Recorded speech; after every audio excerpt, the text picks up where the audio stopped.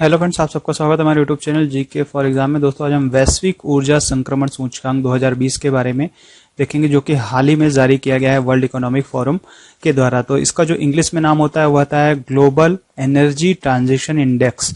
इसे जारी किया गया है 2020। तो इसमें भारत की स्थिति क्या है इस इंडेक्स में, इसको आज हम देखेंगे। तो चलिए शुरू करते हैं वीडियो। सबसे पहले दोस्तों, चैनल को सब्सक्राइब करिएगा, ज्यादा से ज्यादा लोगों को शेयर भी कीजिएगा अगर वीडियो आपको पसंद आता है तो चलिए स्टार्ट करते हैं इस वीडियो को। सबसे पहले इस रिपोर्ट में क्या दिया गया है और कुछ महत्वपूर्ण जानकारियां देखते हैं। तो विश्व आर्थिक मंच WEF मतलब वर्ल्ड इकोनॉमिक फोरम के द्वारा यह रिपोर्ट जारी की गई है। 2015 से इसे जारी किया जा रहा है। साथ ही भारत ने इस वर्ष 2 स्थानों की प्रगति की है। तो इस वर्ष जो है भारत 2 स्थान ऊपर आया है। 13 मई 2020 को इस वार्षिक रैंकिंग को जारी किया गया था। और इस सूचकांक में महत्वपूर्ण चीजें जो नापी जाती हैं, जिनका आकलन किया जाता है, वह है पर्यावरणीय स्थिरता, आर्थिक विकास, वृद्धि, ऊर्जा सुरक्षा पर पहुंच, संकेतों के साथ साथ टिकाऊ, सुरक्षित, सस्ती एवं समावेशी ऊर्जा प्रणालियां, है ना। तो इन चीजों को इस इंडेक्स में नापा जाता है। ठीक है, ये यहाँ पे इन चीजों के बेसिस पर इस रिपोर्ट को तैयार किया जाता है। यहाँ पर आप देख पा रहे हैं विभिन्न देशों अर्थव्यवस्थाओं की तत्परता, मतलब कौन से देश किस तरह एक्ट कर रहे हैं इन चीजों को बढ़ावा देने के लिए और एक स्वच्छ एनर्जी को अपने देश में ज्यादा से ज्यादा और विश्व में ज्यादा उत्पादन के लिए। तो इन सब चीजों को नापा जाता है और एक रैंकिंग को बनाया जाता है वर्ल्ड इकोनॉमिक फोरम के द्वारा। तो 115 अर्थव्यवस्थाओं को रैंक किया गया है इस इंडेक्स में। ठीक है, 115 अर्थव्यवस्थाओं को रैंक किया गया है इस इंडेक्स में। फिर इसके बाद भारत ने इस वर्ष जो हासिल किया है रैंक, वह है 74वां स्थान, 2 स्थान ऊपर, जो कि पिछले साल के अनुसार 76 था। इस वर्ष वह 74वां स्थान है। टोटल 115 देशों को इसमें शामिल किया गया है। ठीक है, तो इसमें जो भारत ने क्या किन चीजों में अच्छा कार्य किया है, भारत ने आर्थिक सुरक्षा, आर्थिक विकास, है ना, आर्थिक सुरक्षा, आर्थिक विकास, पर्यावरणीय स्थिरता के प्रमुख मापदंडों में सुधार देखा है। मतलब ये जो 3 चीजें आपको दिख रही हैं, आर्थिक सुरक्षा, इकोनॉमिक सिक्योरिटी, आर्थिक विकास, इकोनॉमिक डेवलपमेंट, और पर्यावरणीय स्थिरता मतलब पर्यावरणीय स्थिरता, ये जो 3 मापदंड है, इसमें भारत की रैंकिंग में काफी अच्छा सुधार दिखाया गया है। तो विश्व आर्थिक मंच जो है, इसका जो हेडक्वार्टर्स है वह जिनेवा में स्थित है। यह एक अंतर्राष्ट्रीय संगठन है, ठीक है, जो सार्वजनिक और निजी सहयोग के लिए काम करता है। ठीक, इसमें हम कुछ जो वर्ल्ड इकोनॉमिक फोरम है उसके बारे में देखते हैं। तो वर्ल्ड इकोनॉमिक फोरम आखिर है क्या, तो यहाँ पर इसका आप मोटो देख पा रहे हैं, committed to improving the state of the world. मतलब विश्व का जो एक स्थिति है उसको हमेशा इंप्रूव करने के लिए वर्ल्ड इकोनॉमिक फोरम जो है वह कार्य करता रहता है। इसका यह मोटो है। इसके जो फाउंडर है उनका नाम है क्लॉस मार्टिन स्केव। ठीक है, ये जर्मन इंजीनियर है, इनके द्वारा इसे फाउंड किया गया था। तो world economic forum based in Cologny Geneva. ठीक है, क्लॉगनी जिनेवा स्विट्जरलैंड में इसका क्या है, हेडक्वार्टर्स है। यह एक एनजीओ है। ठीक है, फाउंडेड 1971। ये इसके एग्जामों में पूछ लेता है कि जो वर्ल्ड इकोनॉमिक फोरम है इसका हेडक्वार्टर्स कहाँ है, तो वह जिनेवा में स्थित है, जिनेवा स्विट्जरलैंड, क्लॉगनी। ठीक है, और जो इसका किस वर्ष फाउंड किया गया था, यह 1971 में। इसका मोटो भी याद रखिएगा, इसका जो मोटो है वह क्या है, committed to improving the state of the world. ठीक है, फिर इसके बाद World economic Forum mission is seated as a committed to improving the state of the world, मतलब इसका मोटो है यहाँ पर। फिर इंगेजिंग, जैसे कैसे ये करेगा, ये मतलब हाउ टू इम्प्रूविंग, है ना। तो इसके लिए क्या कार्य क्या करता है, तो इसमें engaging businesses, political, academic and other leaders of society to shape global, regional and industry agendas. मतलब जो सभी देश के जो लीडर्स हैं उनको एक शेप में, एक तरीके से किस तरह कार्य करना है, उनके इंडस्ट्रीज को बढ़ावा देना है, उनकी पॉलिटिकल और उनकी एकेडमिक जो सोसाइटी है उनके ज्यादा से ज्यादा उनमें एक्टिविटी और उनकी रैंकिंग को जारी करता है, जिससे यह ज्यादा से ज्यादा लोग क्या करेंगे, ज्यादा से ज्यादा देश जो है अच्छे कार्य करें उसके लिए।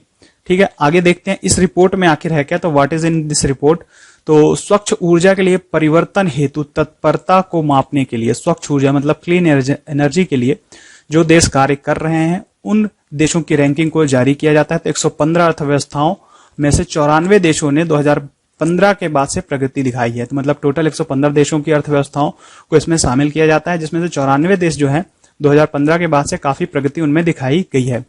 लेकिन इस प्रगति के बावजूद पर्यावरणीय जो स्थिरता है वह अभी भी बहुत पीछे है ना। तो पर्यावरणीय स्थिरता आप देख रहे हैं, कभी भी कहीं भूकंप आता है, कहीं पे कहीं सुनामी आती है, कहीं पानी गिर रहा है, कहीं कुछ। तो ये पर्यावरणीय स्थिरता जो है अभी भी बहुत खराब हो रही है, क्योंकि वर्ल्ड पॉपुलेशन ज्यादा है और जो विश्व में गर्मी है वह ज्यादा बढ़ रही है। तो इस कारण से पर्यावरणीय स्थिरता अभी भी काफी पीछे रह गई है। तो स्वीडन जो है लगातार तीसरे वर्ष जो है इस सूचकांक में, है ना, वर्ल्ड एनर्जी ट्रांजिशन इंडेक्स में पहले स्थान पर है। स्वीडन ध्यान रखिएगा, स्वीडन पहले स्थान पर है इस इंडेक्स में, शीर्ष स्थान हासिल किया है तीसरे वर्ष लगातार।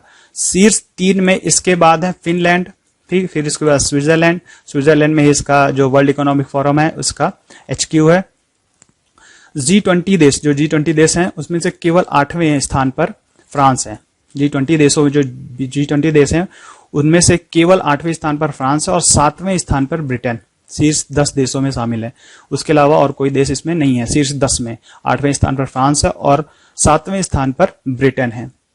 फिर उसके बाद भारत ने 74वें स्थान और चीन ने 78वें स्थान पर अपने जो स्थान है इसको सुरक्षित करा है और सक्षम प्रयास किए हैं इसको और अधिक ऊपर करने के लिए, ऐसा रिपोर्ट में बताया गया है।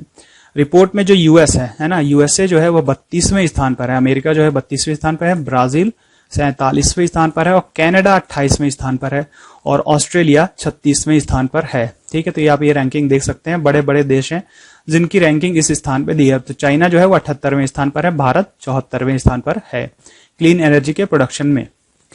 इन सभी देशों में स्थिरता या गिरावट देखी गई, सभी देशों में स्थिरता भी है और गिरावट भी है, दोनों देखी गई है। पहली बार अमेरिका का जो स्थान है वो 25 से बाहर है। सोचिए, पहली बार ऐसा है कि अमेरिका का स्थान जो है 25 से बाहर है इस रिपोर्ट में।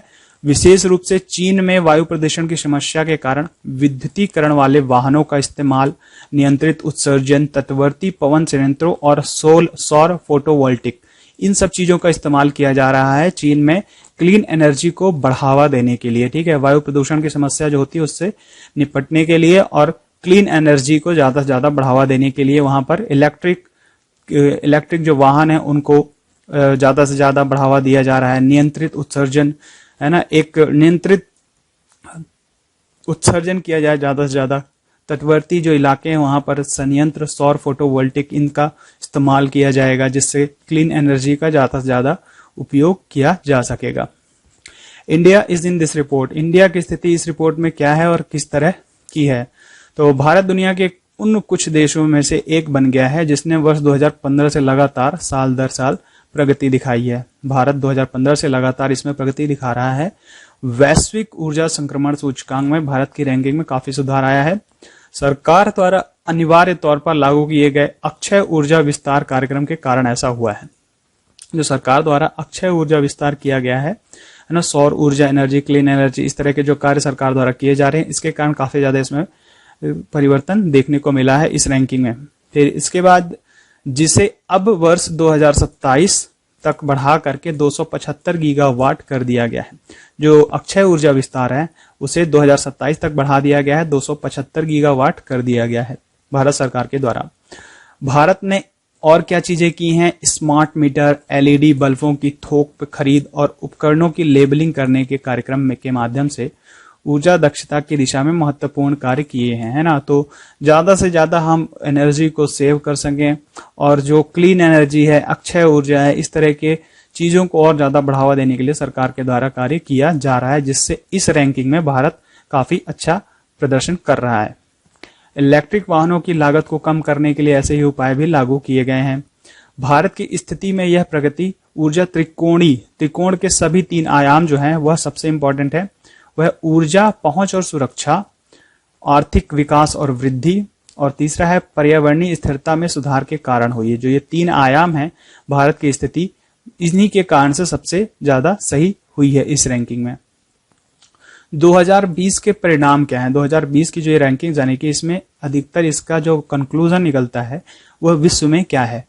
तो वर्ष 2020 में परिणाम से पता चलता है कि 75% देश जो हैं पर्यावरणीय स्थिरता में सुधार किए हैं। जो पर्यावरणीय स्थिरता है इसमें 75% देशों ने सुधार किया है, जिनके तहत कार्बन के मूल्य निर्धारण के साथ, जो कार्बन का मूल्य निर्धारण है और कोयले के प्लांटों को समय से पहले बंद करना है, नवीनकरणीय मतलब जो रिन्यूएबल एनर्जी है उनके संसाधनों को और अधिक बिजली बाजारों को नया स्वरूप देना है।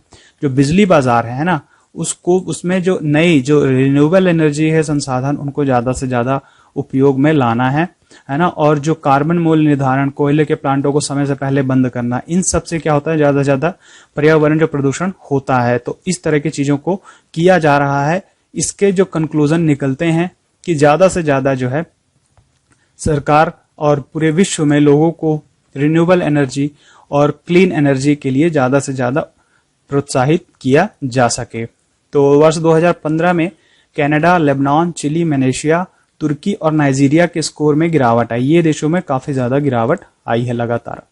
तो दोस्तों यह वीडियो यहीं पर खत्म करते हैं। वीडियो आपको कैसा लगा कमेंट बॉक्स में लिख करके बताइएगा। साथ ही चैनल को सब्सक्राइब कीजिएगा और ज्यादा से ज्यादा